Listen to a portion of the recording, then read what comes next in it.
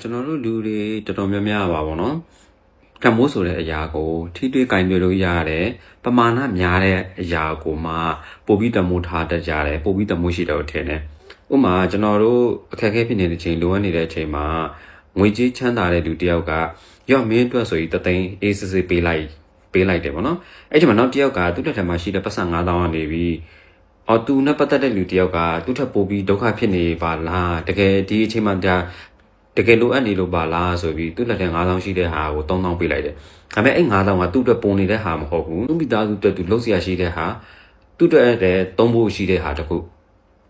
ပြောမှဆိုပုံနေတဲ့ဟာတော့မဟုတ်ဘူးနော်။အဲ့ဒီတဲကနေမှသူ3000ဆိုပြီးပေးလိုက်တဲ့ဟာ။ဒါပေမဲ့အဲ့လူကနေပြီးသူကရှင်ပြီးကြည့်လိုက်တဲ့ခါကျတော့ဟိုကဒါတသိန်းသူ့အတွက်ပို့ပြီးပမာဏများတယ်သူ့အတွက်ပို့ပြီးသုံးဖို့အဆင်ပြေတယ်ပေါ့နော်။ဟို3000ကကြတော့3000နဲ့ပေါ့ဆိုပြီးအဲ့မျိုးတင်မယ်။ဒါပေမဲ့ကျွန်တော်တို့မေ့နေတဲ့အရာကဟိုချမ်းသာတဲ့လူရော့အင်းဆိုရေးဆေးပေးလိုက်တဲ့တသိန်းကအဲ့သူ့အတွက်ဘိုးတသားပဲရှိတဲ့ပမာဏဒါပေမဲ့နောက်တစ်ယောက်ကပေးလိုက်တဲ့ပတ်စံ3000ဆိုတဲ့ဟာကသူ့အတွက်တကယ်လိုအပ်နေတဲ့သူသုံးဖို့ရှိတဲ့ဟာတွေကနေပြီးအဆင်ပြေပါစေဆိုပြီးပေးလိုက်တဲ့ပတ်စံ3000ပို့ပြီးတမိုးထားရမှာကျွန်တော်အနေနဲ့ဆိုရင်တော့ကိုယ်တိုင်နဲ့ခံယူချက်ကော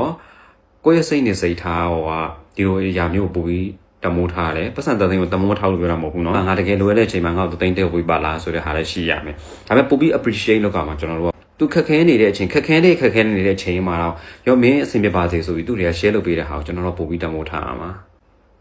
သူမရှိတဲ့ထဲကနေပြီးငါ့ကိုပေးလိုက်ပါလားငါအလှည့်ဆိုတဲ့ဟာမျိုးကိုယ့်ရဲ့ဒီ